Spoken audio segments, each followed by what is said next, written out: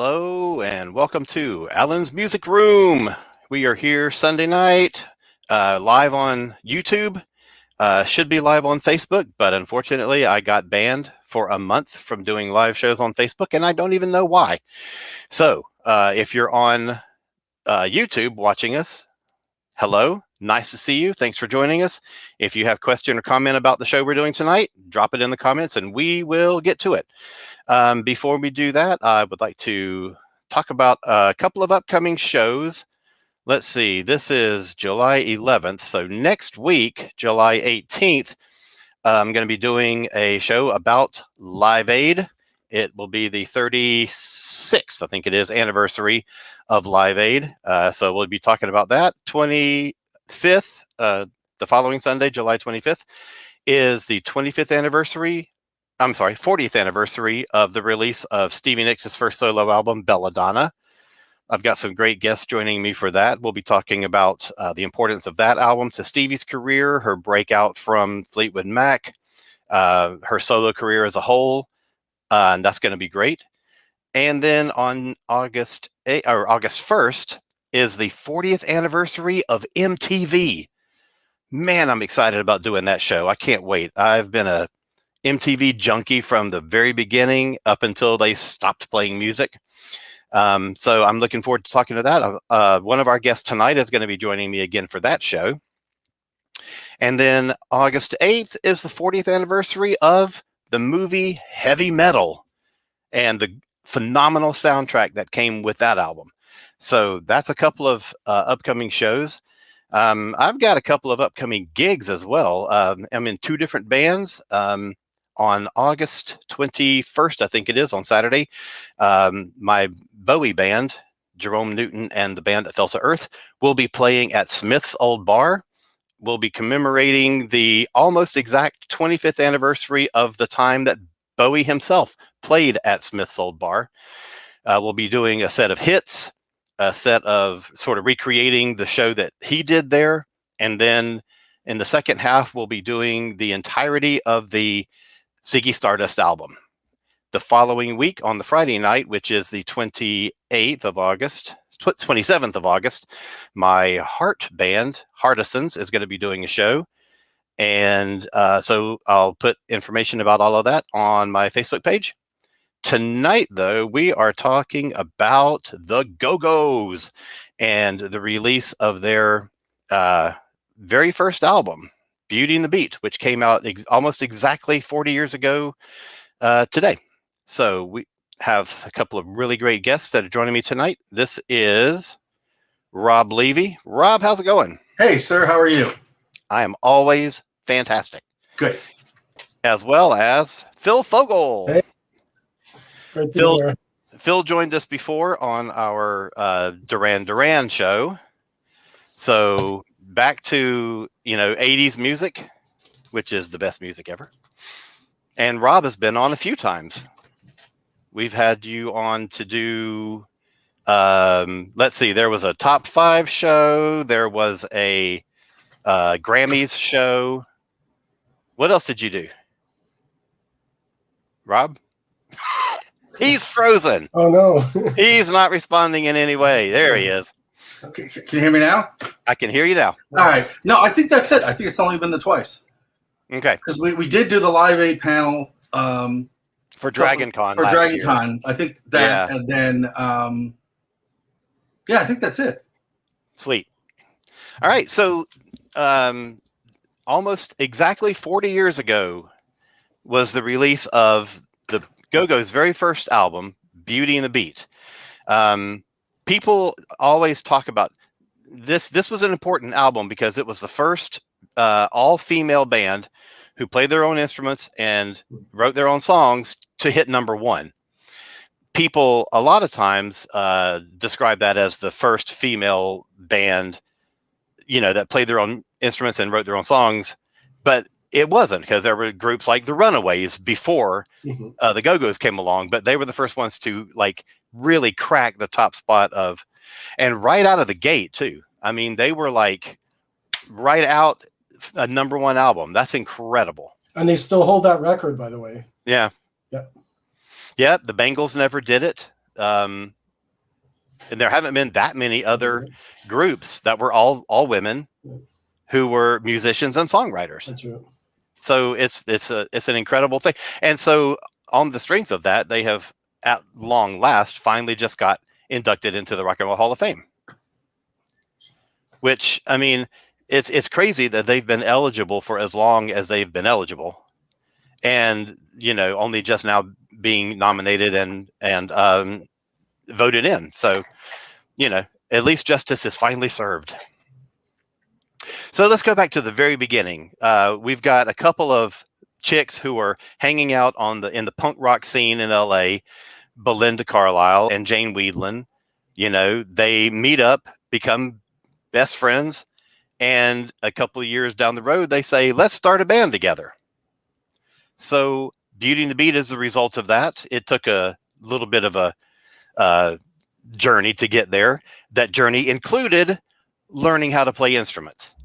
Like, I remember when Beauty and the Beat was such a raging hit, my friends and I did not like them at all, because we were like, who are these people who picked up a guitar 5 minutes ago and said, let's write a song, and it's a huge hit. Now, I've certainly come to appreciate them a great deal, but at the time I was like, did not take them seriously in any way. So what was the first time that you guys heard the Go-Go's, and what was your first impression of them? I'll let Rob go. Well, I think okay, there we go. I thought he was frozen again. No, I didn't want to talk over him. No, so I was pretty familiar with a lot of, because they were lucky enough to be on IRS, which was an indie label. Right. So kind of, by hearing the Flesh Tones and some of the other bands that were on that label, I kind of ooh, this might be something interesting I want to hear. Yeah. And I did follow a little bit of the LA punk stuff, not as much as some of the other stuff, but I certainly had never heard of them. And my gateway to them is like everybody else's, MTV, on, pretty much it's that sort of holy trinity of that time. Cyndi Lauper, Tony Basil, and the Go-Go's were before Madonna, were the only women you saw on MTV. Mm-hmm. And I just remember going, and I had heard the Runaways and, the Crystals and of course the Supremes and a lot of female-based artists before. And I just remember hearing the Go-Go's and going, okay, this is really interesting. The big thing is obviously, clearly the aesthetic there is a punk aesthetic here, but there is also a pop sensibility to it that really works. Somehow the sort of, hey, we're new wave, but also we are very much a rock band, probably more closer to the Beach Boys than the Runaways. They were lucky enough that they were really catchy. And I think that having to learn the instruments and having to go through what they did and getting a producer that could kind of make it work, I think that's sort of the mix for it. But the first time I heard them was a lot of other people on MTV, and then the radio after that, it literally broke, and it was everywhere that summer. I remember going to the pool and I'd hear it. I went to the roller rink. Kids, ask your parents. They played the heck out of that record at the roller rink. And I just remember it being everywhere. Yeah. And I'm just this record is when you're 11 or 12, you don't really think of records as party records, at the time. Yeah. But it was I just remember it being everywhere. And I'm this record is really catchy in that way that it's not annoying. Because because sometimes when you hear a record so many times, it totally worked that way. So I kind of got drawn to them instantly. I like the hits and the singles. I didn't really. I'm like you. I didn't dismiss them, but I didn't realize the importance of them culturally and socially, and I didn't think they'd certainly have the longevity that they had. But I just kind of thought, this is a really cool record. I dig it, and I sort of didn't go down the rabbit hole till a little later. Well, completely. I have a great history of dismissing a lot of people as flash in the pan and one hit wonders that ended up having amazing careers like Madonna. So, but we won't get into that right now. Well, I was like that with Duran Duran, so don't feel bad. So, Phil, what was your first introduction to the Go-Go's? I had a similar reaction. I got my first stereo system in 1980. I was 13 years old. And I think the first Go-Go Records was in 1981. And I remember Our Lips Are Sealed. I loved that song. It was a punk song. And there was other groups. I was into Bananarama and into other girl groups that were out at the time. I never thought they would last this long as well. I figured they're just another pop group. There's Cyndi Lauper coming along, all these people. And I didn't realize the importance till years later, until I really got into, Belinda Carlisle, and then realized, they were this great girl band. They played instruments, unlike other girl groups who didn't necessarily play instruments or write their songs. Also, they had a female manager. They had a lot of female people around them. They were quite unique. And Alan, you were saying earlier before that they had overnight success, but I think they were playing for quite a few years before they even wrote We Got the Beat. That's true, they were. And a big component was when they got Charlotte Caffey that came in, who did not have a punk background. She was a classically trained sort of musician. Yes. She kind of came in and kind of sort of rearranged the songs. Yes. And I think she was the one more responsible for We Got the Beat. And I think that kind of changed the dynamic. And a lot of the fans of the Go-Go's, who were these sort of heavy punk fans, were like, what is this? This isn't really sort of like a punk group. And I think if they would have went the punk way, I probably would have never heard of them, or kind of maybe perhaps not liked them as much.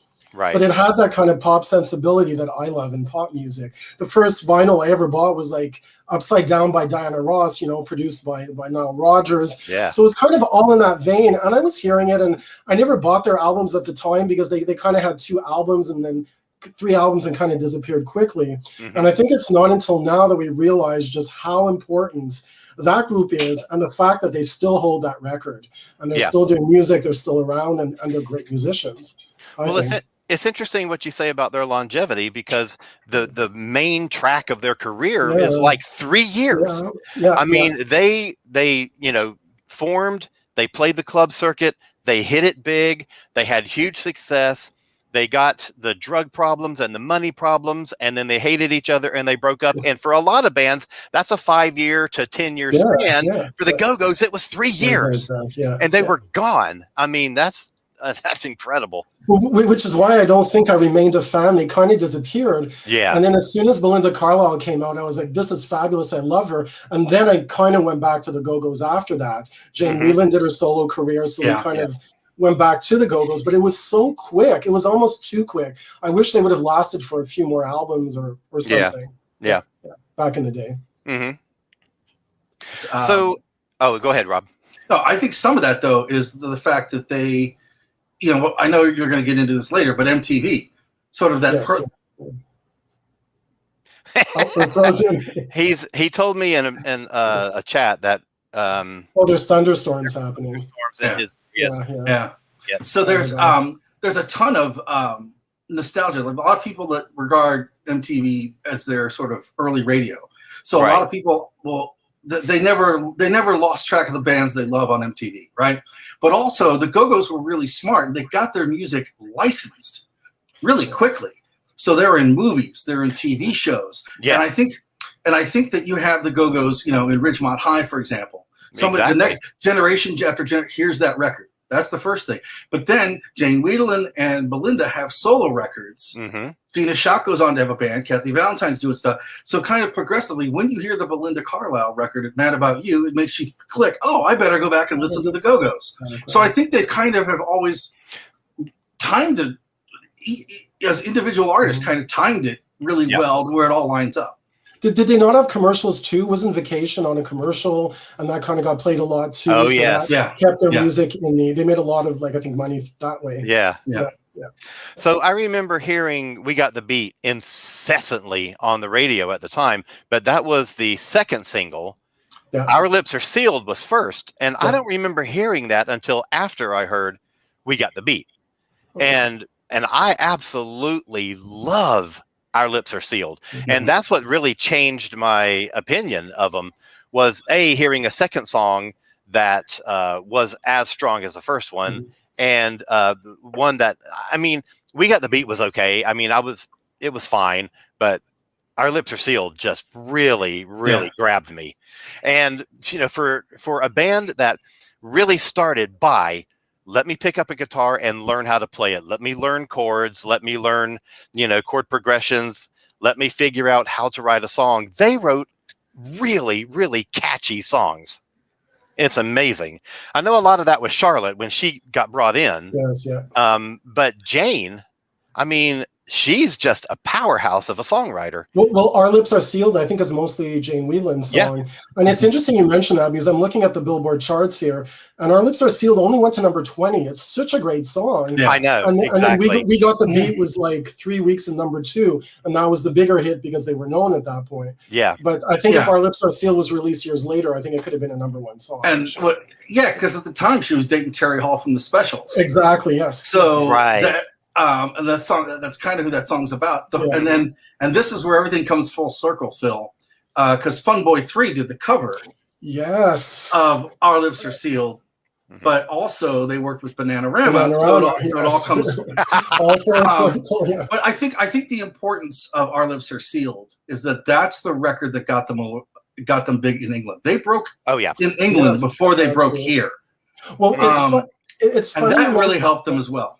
Yeah. It's funny you mention England because one of the things that happened as well to Belinda Carlisle, we can mention it later, is that the US kind of dropped her and she became a huge superstar in England. I mean, when the US wasn't listening to her records anymore, she was big there. Same thing with the Go-Go's there. Their first hit was in England. Yeah. And it's strange that their home country, they're not as popular in their home country or didn't start off there. And I think that's quite interesting of a lot of American bands, actually, or American singers. Well, they got booked to do a tour in England. And who was it that did a show here? They opened and the band was like, oh, we really love you guys. Come do our tour in England.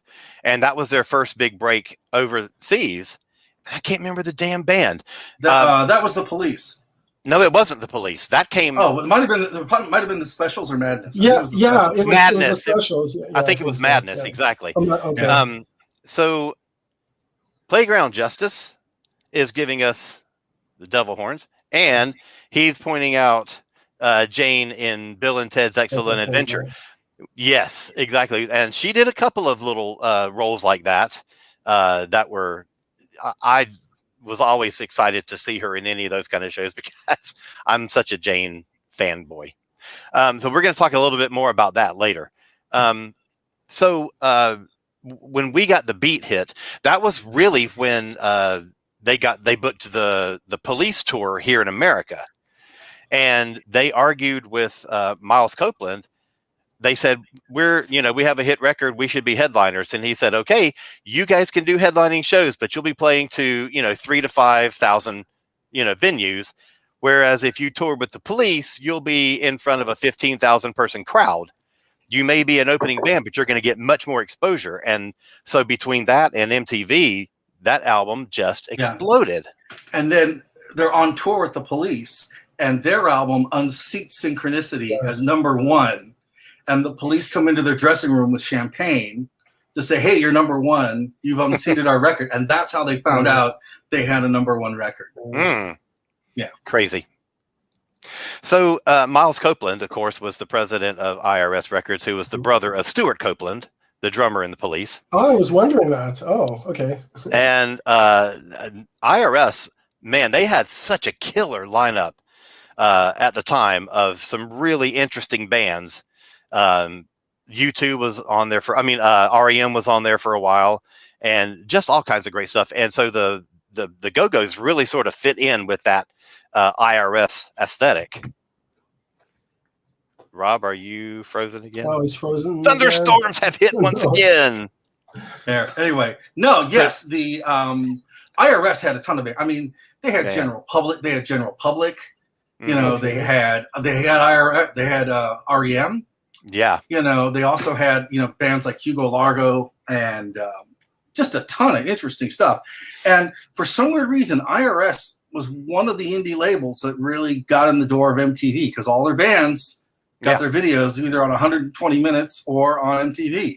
Exactly. And was really, I almost think that Miles Copeland, knowing the people he knew, got their records out there.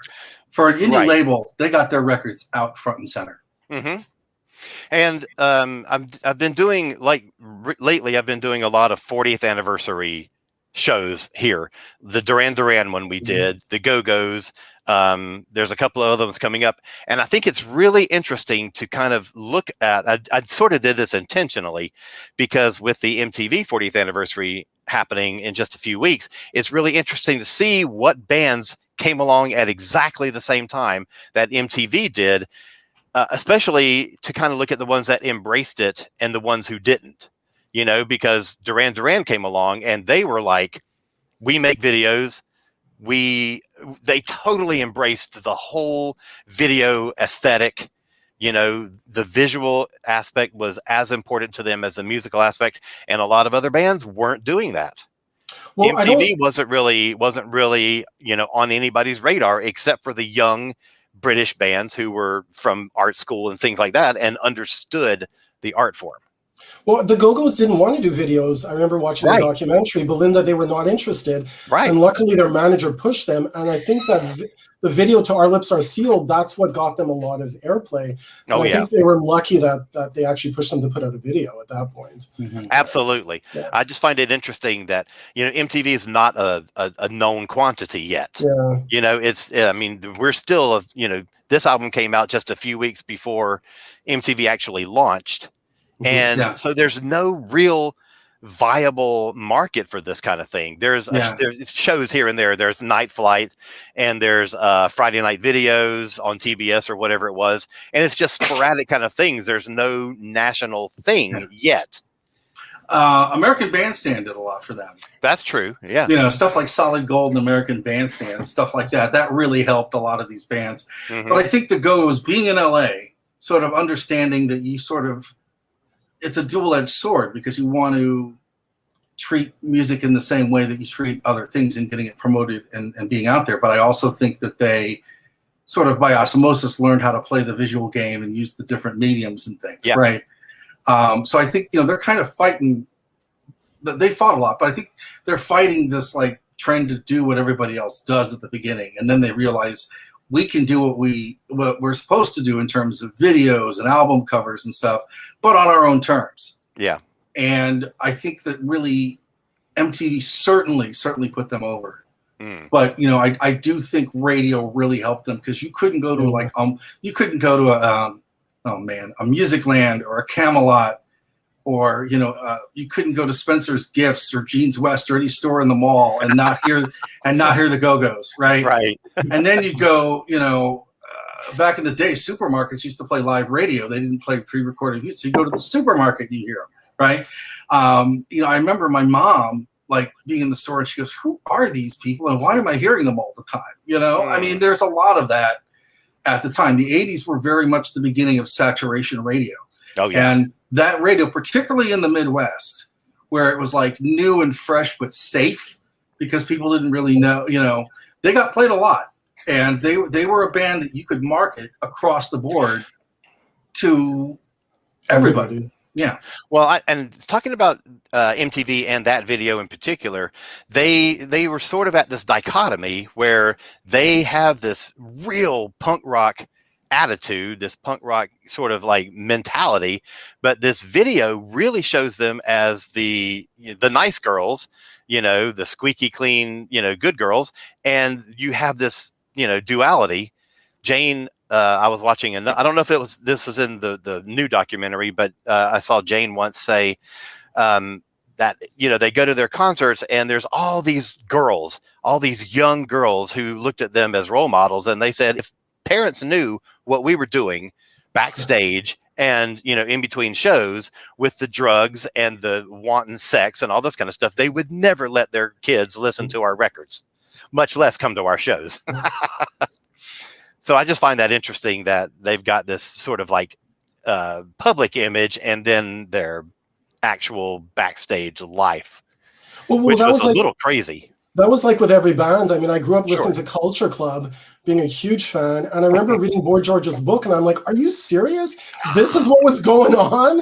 I'm like, my mind would have just blown as like, a 14, 15, 16-year-old kid. Yeah. But yeah, the music was wholesome. The image was kind of wholesome. And I don't know, it just worked at the time in the 80s. And you would never really peg, from what you would see publicly of the Go-Go's, you would never peg them as the drug addicts that they became.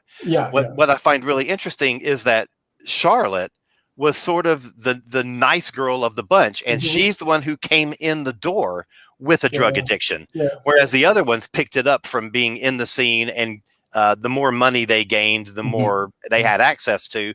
Charlotte walks in from being 15 years old in high school already with a drug addiction, and she just went off the rails, but she was still one of the creative drivers of that band. She and Jane wrote the majority of the material. And Kathy had it.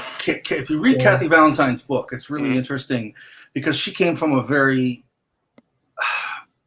sort of unfortunate domestic environment. So there's a lot of alcoholism and a lot of drugs, but nothing, I think, to the hard extent of Charlotte Caffey. Yeah. But she, I mean, definitely, you've got her with sort of this reckless kind of growing up too soon lifestyle. You got Charlotte Caffey, who does have a full-on drug problem. And then the rest of them, I think, just sort of, I don't know if they, I'm not sure it happened because of them or if it's just the trappings of fame, because I think you know, upon hindsight now, the more the 80s went on, I think the more drugs bands did. I just think it was just the access to it was. Yes. Well, it's interesting because Belinda Carlisle actually got clean after the Go-Go's. Her whole solo career, she was clean. She was having hit records. And she didn't start doing drugs until her record label dropped her at 40 years old. Again, the music industry is ageist. She didn't know what to do. But she was actually doing great. Yeah. She did her first record with Charlotte helping her out. And she was fine then, but it happened all afterwards. And it's interesting that they had kind of these, you know, ups and downs of that. It's, she was clean for quite some time, actually. But, you know, the downside, the upside is that they're this pioneering all-women band that everyone knows about. The downside is it had a very personal toll on each and every one of them. Yeah. And that is sort of the sad side of it. You know, it's not as bad as like the Our Gang, for example, but it is pretty interesting because they were kind of not that their music was not in any way, shape, or form made by a machine, but it was sort of very much that semi-gloss early 80s. This is a packaged product. Here it is. You're done. Oh, we're throwing you away situation. And because I think after the third album, nobody was really going to give them a fourth one or a fifth one. You know, no one was going to give them. Actually, they were going to do a fourth album. Yeah. Jane Whelan had left the group and they replaced her with Paula Dean. And they were working on a fourth album, and Paula Dean is one of the co-writers of Mad About You. So there was supposed to be a fourth album, and what happened is IRS kept Belinda Carlisle, gave her a solo deal. At that point, Charlotte Caffey, I think, was doing better, was getting off the drugs, and they produced Belinda's first album. And that's how we ended up with Mad About You. But Mad About You was supposed to be the first single of that fourth album. Yeah, because Jane Whelan's album was on IRS too. It's one of the first 4 records I ever bought, you know, that I remember buying distinctly was Blue Kiss. And I remember being really excited about it. Yeah. And I remember telling Jane Whelan once, like, I was so excited when I bought this record. And she's just like, why? Wow. I love her so much. Yeah. And I love her too.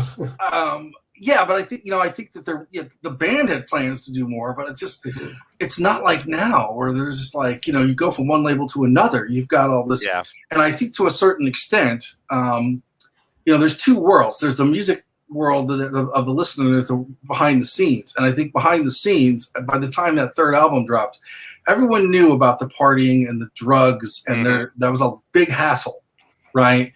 And you have that is sort of at the moment when you have this like just say no movement.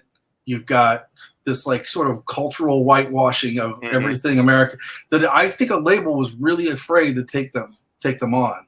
Not based on music or sex, but just because of the reputation, and the risk. Well, you know, I remember from years ago seeing the Behind the Music on VH1. A lot of the stuff really started to like the cracks started to form around the third album because they started to get pissed off that 2 of the members were making more money than anybody else in the band, and Gina called up Miles and said, how much money does everybody in the band make? And he told her, and Charlotte and Jane were making all the money because they were writing like 90% of the songs that were coming on. Kathy Valentine had a song here and there, you know. Belinda had like 1 or 2 songwriting credits, but the bulk of it was Jane and Charlotte. And so they were like, well, we want they were doing the third album already, and they were like, well, let's do like everybody gets an even cut. And Jane was like, well, that's not how it works. Charlotte and I are doing all the songwriting, and they were like, but if you didn't have us to record your songs, then they wouldn't be hits for you to make the money with. And they were like, well, no. And Jane said, well, we've already got this album in the can. If we want to do an even 5-way split, let's do that for the next album, because this one's already done. And Gina got pissed off about that. And so Jane was like, I'm done. and rightly so, And then what happened is that Gina was with Kathy, and then Charlotte went with Belinda and did a solo record, so they kind of felt betrayed. That's kind of how the split happened, and Jane was on her own. Yeah. Right. So let's talk about Belinda. I mean, she's the face and the voice of the band, and so obviously she's the most recognizable and the easiest to market. So she hits the music store racks with her first solo album, and it did really well. Yeah, Mad About You went to #1 in Canada, #3 in the US. And a side note, Andy Taylor from Duran Duran plays on Mad About You, which is kind of cool. This was a great album, huge success. But the big success happened a few years later when she changed record labels. Yeah. Belinda gets signed to MCA and starts to work with Rick Knowles, who worked with Stevie Nicks, a lot of other people. Mm-hmm. And they turned her into like a glam rock pop star. This album had 3 top 10 singles. Heaven is a Place on Earth went to #1. She was nominated for a Grammy for female pop vocalist. Mm-hmm. And that was kind of the end of the Go-Go. She was on top of the world with this. Yeah. And it's so strange because like she's so huge here. And then instantly right after that, because her next album did not produce a top 10 hit, her next album, Runaway Horses, the song Leave a Light On went to #11.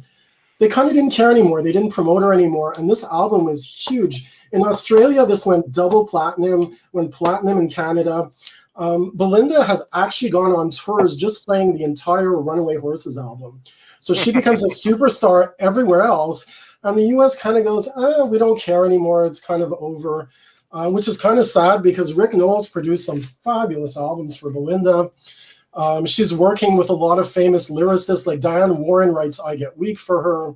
Yeah. On Runaway Horses, she's working with people like Paul Buckmaster, who did string arrangements for Elton John. He's working on the song Summer Rain. So she's getting the best people in the world to work with her. And quite frankly, I love those albums. That's when I started buying records. I started working in the mid-'80s. And that kind of opened the door to the Go-Go's. Unfortunately, they were gone at that point. Yeah. But she had a great career until she was 40, and they just said, okay, that's it. I have to look for another record label. Heaven was on every radio station every 15 minutes, and I got so sick of it. I just didn't think it was a great song. No. I didn't think it was nearly as good as Mad About You. I thought, which was just a terrific song.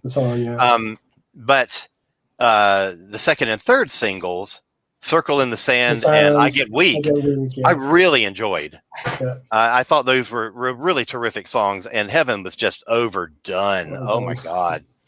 Couldn't take it. The overproduction on that record is very, very noticeable, right? Yeah. It's records like that, the reason why the whole record sounds like it does, because artists that didn't want overproduced records. But I think too, Mad About You is a nice sort of segue from the Go-Go's to a solo career, because you can still hear the elements of it, right? Yep. And at that point, there's a progression. Mad About You is kind of like a clean break. Or Heaven on Earth is kind of like a clean break, right? It's like, this is not the Belinda Carlisle I remember. What is this, right? Right. Then after that, it's kind of like, well, what do we do with her? And then she has I Get Weak and a couple other singles. And they're like, okay, where's the momentum? And because that's all they're thinking about at this point. I know. And it was the thing that sucked is that had the Go-Go's stayed, the timing was right for the Go-Go's to have longevity. But as solo artists, at that particular time, you're running into the train of Madonna, and you've got Janet Jackson and tons of other female artists that are writing the landscape of what a female artist is. Yeah. And that's sort of the problem, is that like everybody wants, you can't be a bad girl because there's Madonna. You can't do soul because there's Janet. You can't really do you can't really. There's Joan Jett, so you can't do hard rock. You can't do metal because there's Lita and Wendy O. Williams. Right, and you can't do the Go-Go's because you've already done that, and you have to establish your own identity. So, at that particular time, the record industry is not a creative and inventive place. They're looking for how can we just take what we did before and repatch it, right? Yeah. And again, this is where people like Bowie really matter because they just threw all that up and said, "Screw you, we're doing it." But they weren't. The industry at that point is very much, very much a model, sort of like almost like a conveyor belt sort of system, or almost like the Model T method of making cars, almost, right? Oh yeah. And she, by that point, didn't really fit in a box that got easily checked, which is not really fair. She did get a lot more MTV play at that time than I thought she would have, which I thought was really interesting. Well, one of my favorite Belinda songs is "Leave a Light On," which is the song that the record label said went to number 11, so it doesn't make it to number 10. And a lot of people don't know, but George Harrison plays slide guitar in that song. Yeah, it's a great track. And it's like, if you don't get a number one song, they don't care. As soon as you turn 35 years old, you're too old. You can't make a pop record. It's a shame because she put in a lot of great songs. They want 10 or down. They want a record to leap, and if it doesn't leap a certain amount, then it's considered a failure. Yeah, that's true. So at the same time, Jane Wiedlin is doing her solo albums. So Rob, you were kind of in on her. You got her first album, right? Yeah, I remember going to a record store with the first girlfriend I had with angular hair, and buying Echo and the Bunnymen, Ocean Rain, Jesus Mary Chain, Psycho Candy, and Jane Wiedlin, Blue Kiss, right? And I'm like looking at this, and I'm like, I know her, and I forgot she was in the Go-Go's, but I know the name, and somehow, and it looked cool. It was really blue, and it was like the colors were cool. Just the whole vibe of it was like really cool. And I put it on, like, wow, this is really syrupy, right? I mean, it is pretty close to Phil Spector syrupy, right? And I still like it. I still think it's a great unheralded record. And as much as Mad About You sounds like the Go-Go's, Blue Kiss kind of steps away from that into a different sort of terrain a little bit, right? It's almost more Cyndi Lauper than Go-Go's. But at that record, they pushed really hard to make top 40. And I don't know if that record predates the Belinda Carlisle solo stuff or not. That's what I can't remember. What year is it? Jane's first album came out in 85. Okay. 86 is Belinda's first album. Yeah. So by the time Belinda gets her first album, they've learned the mistakes that Jane made. Or not necessarily Jane, but the label made in promoting it. And they're fixing them with Belinda. So there is some of that. But it's also that her songs are not, that's an album record, right? That is a song, you listen to all the way through as an album. It's not an album of hits. Whereas Belinda had the ability with that first solo record. It is very much an album of hits, but there's a flow to it that I think is much more. It's much more to a more commercial palette than the Jane record was, which is a shame because the Jane Wiedlin record, I still think it's great. It's called Blue Kiss. Look it up. It's really, really good. I didn't get into. I didn't get the first Jane album that I bought was her second album, which was Fur. Yeah. Holy shit! I love that album. That album was also great. It was, and it's a little different because it's mainly like it's drum programming and synthesizers and that kind of stuff, but the songwriting is just fantastic. And she had a top 10 hit from Rush Hour, which is a dynamite song. Yeah, the effects of Sparks are all over that second Jane Wiedlin record. Yeah, absolutely. Yeah. But man, it was a terrific record. I still listen to it, not too frequently, but regularly. I still do, and I love every song on it.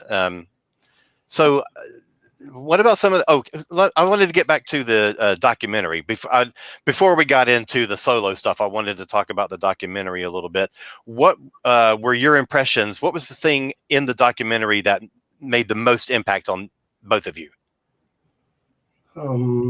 Something that you maybe didn't know before, or something that was emphasized differently than you had heard before.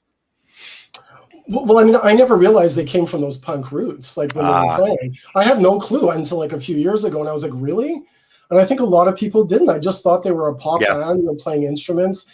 And it's incredible, the whole backstory of how they got together, their trials and tribulations, of how that all came about. I just figured they were a pop band, had their instruments, and that was it. Yeah. That was super surprising.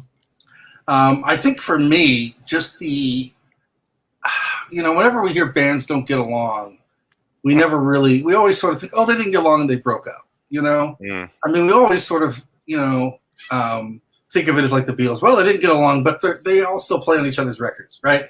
I didn't really realize how bitter that divorce was with those guys. And I didn't really, I hadn't thought about who wrote what songs and how the licensing and the merchandise at the time. I didn't think about it, right? Yeah. One of Kathy's beefs is like, I wrote Vacation, and I would do for that, and I never really thought about just how much something like that would want to define a person, how a person would want to define themselves in the construct of a band. It's like, I always think of a band as like, okay, they're 4 or 5 or 3 people or whatever, and they work together. But they were very quickly at each one out for themselves. Yeah. And that kind of made me sad. Yeah. Because some documentaries, when they break up, you're kind of like, yeah, the time was right. No, that's good. But this one's kind of sad. Right. Agreed. Going back to the punk roots, I remember also from the Behind the Music from whatever year that was that came out. I remember Belinda talking about, she was, the girl in high school who was the popular one and the cheerleader, and, she was just all American girl. And then very interestingly, she said she was in a record store and she saw the cover. I don't think she even heard the music. She saw the cover of the Iggy Pop album, Raw Power. And that changed everything for her. And she got into Iggy and got into the punk scene. And, and that really defined her musical taste for the rest of her, I mean, up until post Go-Go's. And I think it's interesting that they have such a hardcore origin. Yeah, and like Joy Division and the Buzzcocks, they go to a Sex Pistols show and decide they want to be a band. Yeah, exactly. Which is. And I know that at least 2 of them were hugely influenced by Bowie. Last year they did one of those like quarantine videos, where they're all in their separate houses and they record their bits and they do a video and stuff. And they did a new live version of We Got the Beat, and it was on the Today Show. The Today Show, exactly. Yeah. And Gina is wearing a Bowie t-shirt. And the coolest thing ever, there's a couple of big David Bowie Facebook groups. And one of them is called Church of David Bowie. And it's got like thousands and thousands of subscribers. And one of those thousands and thousands of subscribers right after Bowie passed away was Jane Weedland. And she, because you're busy with your career and stuff, and you don't always keep up with the people that you were influenced by. So she was taking that time she was really reconnecting with Bowie and picking up albums that she hadn't heard before. Like, I remember she would post, every once in a while on that, in that group. And she was like, I just got the Outside album and I love it so much. And she would talk about the little things that she discovered on the album. And then you would put a comment in and she would respond to you. And you're like, holy shit, I'm having a conversation about David Bowie with Jane Weedland. It was so crazy. But she was really active in the group for a while until the Go-Go's had a big like anniversary tour or something coming up right at that same time. And so she was on the road and that was kind of it. So she had like this couple of months where she was involved in that group pretty heavily. And it was really awesome. So let's talk about some of the other careers post Go-Go. Gina had House of Shock and did a lot of songwriting. She wrote a big hit for the Hannah Montana album for Miley Cyrus, and something on a soundtrack album, and I can't remember what it was. She wrote a song for Selena too. Selena Gomez, that's right. She Yeah. did a couple of things for Selena Gomez. So she had a pretty nice little run. I thought Katy Perry, but I might be wrong. Maybe, I don't know. I might be wrong. Jane and Charlotte continued to write stuff, and they had a huge #1 hit with Keith Urban. Oh wow, I didn't know that. I know. So a big country hit, and it hit #1 and was an international success. So they made a lot of money off that. Jane is an interesting chick, man, because she got all involved in the kink community, and did all the dominatrix stuff. She wrote a comic book series called Lady Robotica, which is hilarious because she says it's based on the true story of the time I was abducted by aliens and was implanted with nanotechnology. And I'm like, that's a little nutty. Oh, it's funny. Yeah. But yeah, so what are some of your favorite, whether it be go-go's or solos, what are some of your favorite songs? Oh boy. If there's songs that like deep cuts that people should hear, they're not really deep cuts, but Summer Rain, which was only a hit in a few countries, is one of Belinda's favorite songs. Belinda wrote a song with Marcella Detroit of Shakespeare's sister called Little Black Book. It's off of her Live Your Life, Be Free album. One of my favorite tracks. It was, I think, a top 30 hit in England. Excellent song.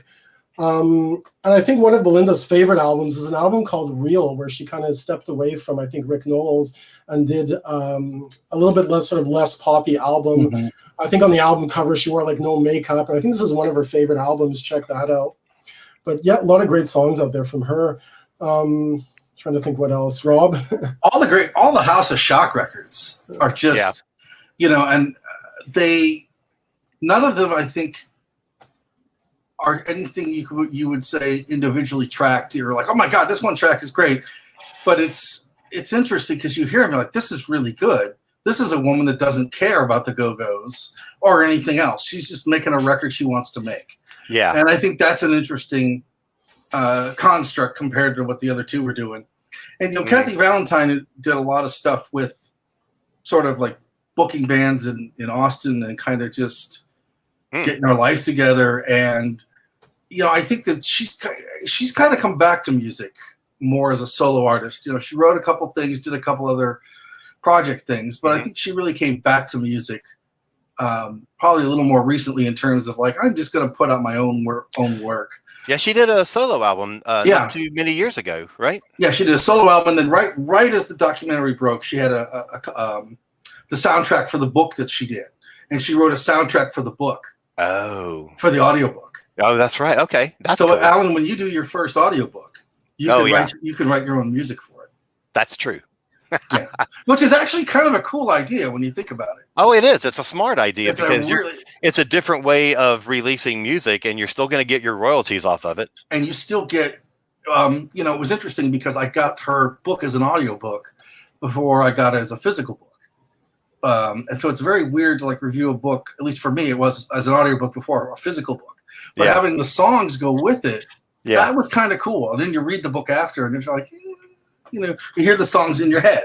And I think more so than the rest of them, I think she had the most emotional damage of being in the band, just all the stuff that she went through. Because she learned how to play. Basically, she's like, hey, do you want to be in the Go-Go's? Yes. Learn all these songs, learn how to play bass in like 2 days. Right. So she, it's in the documentary. She talks about how she basically got a cassette player and learned all the songs, and I think that each of them has a unique sort of thing that they bring to the band. But I don't think they really appreciated the other people's sort of skills until after they broke up.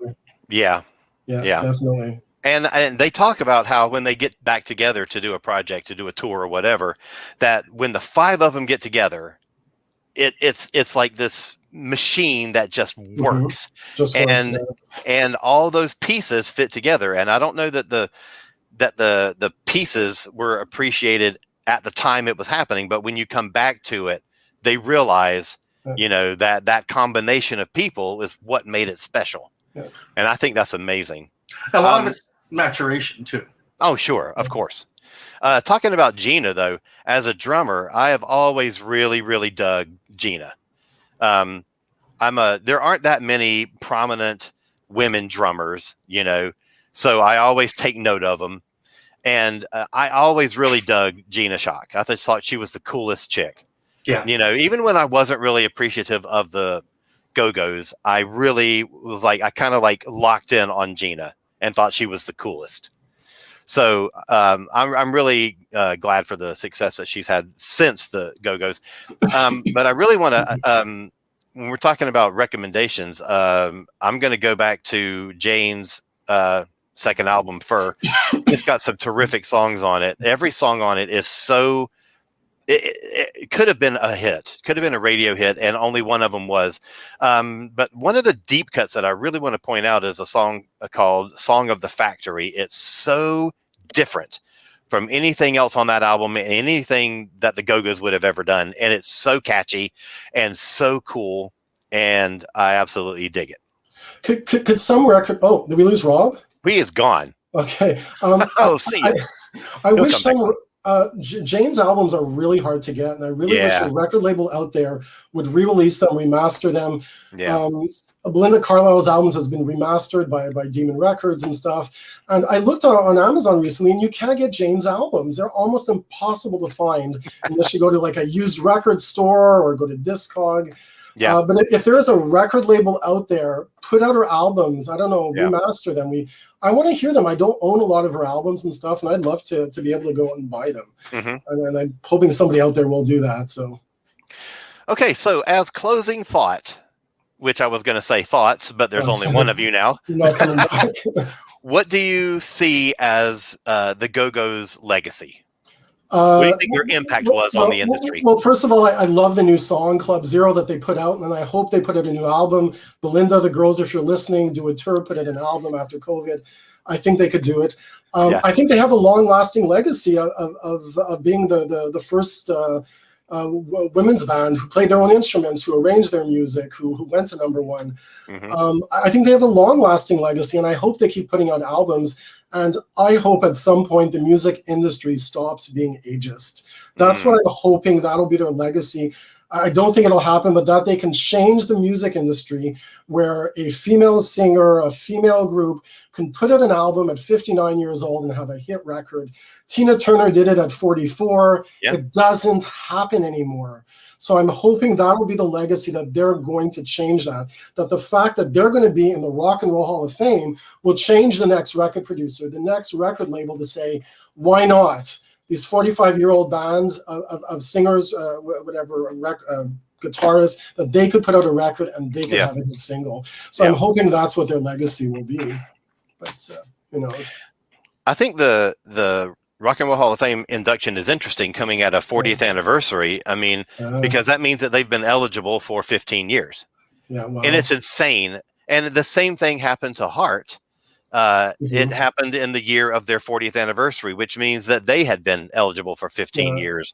And it's just ridiculous that these bands that were so impactful get overlooked for so long. You know, it's crazy. I think it has to do with records, with your image, with the fact, it's just so different for men. It's strange because we're guys talking about this, but it's totally true. They had like a woman manager. They had, women all around them who were helping them. They're their parents, their mothers. It's and I hope it changes at some point. Oh, we got Rob back. All right, Rob. The last word. You were here just in time to tell me what you think the Go-Go's legacy is. Well, despite having to wait, since 2006 to get into the Rock and Roll Hall of Fame. Right. The Riot Girl movement is the first thing that comes to mind. This idea of, even their lyrics at the time, you didn't really realize what it was like to be a girl in a band, really, because Joan Jett was sort of rebelling against it, not writing about it.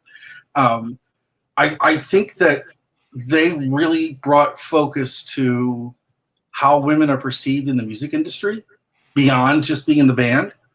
And I think that they brought with them a sense of the importance of, just writing songs and making melodies. I mean, the great thing about the Go-Go's is, take the gender out of it. They're just a great band that writes great pop songs. Yeah. Right. And that's the one thing you get that's interesting when you listen to the Fun Boy 3 version of Our Lips Are Sealed, is you're like, okay, this is a great song no matter what. And I think that their legacy is always going to be attached to the first female pop group that did this, and this. But I think it's really important because nobody else had done it on their own terms, on their own way. Even though they had to work within a confined system, they still managed to get a lot of stuff done. And the fact that they have had this tenacious 4-decade career where they're gone, they're back, they're gone, they're back. They've never really been out of relevance. Yeah. And certainly, the number of women that have picked up drumsticks or guitars or just decided they wanted to write or make films because of the Go-Go's is a huge legacy. And I think their legacy is almost bigger than the band, because like we wouldn't have Kathleen Hanna if we didn't have the Go-Go's. We probably wouldn't have Sleater Kinney if we didn't have the Go-Go's. Right. We'd have a lot of stuff that sounds like Stevie Nicks, but because I think that legacy is, there still is an important female legacy to pop music. Oh yeah, but I think that the way that they sort of happened was lightning in a bottle. But the way that they took the lightning in the bottle and made it all the way to the Rock and Roll Hall of Fame is pretty great. Oh, there wouldn't be a Bangles without the Go-Go's. Yeah. So that's true. All right. Well, thank you guys so much for joining me and talking about the Go-Go's and the individual members and what they've done since 1981. It's been a pleasure. I appreciate your input. Phil, where can people find you? They can find me on YouTube right here at Pop Music Lovers. I review concerts and albums and do countdowns. That's where you can find me. And thanks for inviting us, Alan. My pleasure. Rob, where can people find you? You can find me on needcoffee.com, anglotopia.net, and I do a radio show in St. Louis on KDHX on Wednesdays called Juxtaposition. You can find that on the KDHX website. All the shows are archived for 2 whole weeks. And it's streaming, so you can listen to it wherever you are in the world. Awesome. You can run in terror and listen to it online. All right. So I will be back next Sunday with, what is next Sunday? Oh, Live Aid. That's right. Oh, cool. Oh, yeah. I'm excited about that one. That's always a favorite topic of mine. That was my Woodstock. Mine too. Awesome. Yeah, I remember watching it on TV. I remember having to make an effort to try to that's how you got good at cons. We got good at figuring out convention scheduling by Live Aid, because it's like, when is this band here? When is this band here? How can I can see 20 minutes of this band and I'm going to see 15 minutes of this band. All right. So I'll see both of you guys next Sunday night to talk about Live Aid, right? Whatever you need, sir. Whatever you need. All right. So everybody watching, please take care. Have a great week.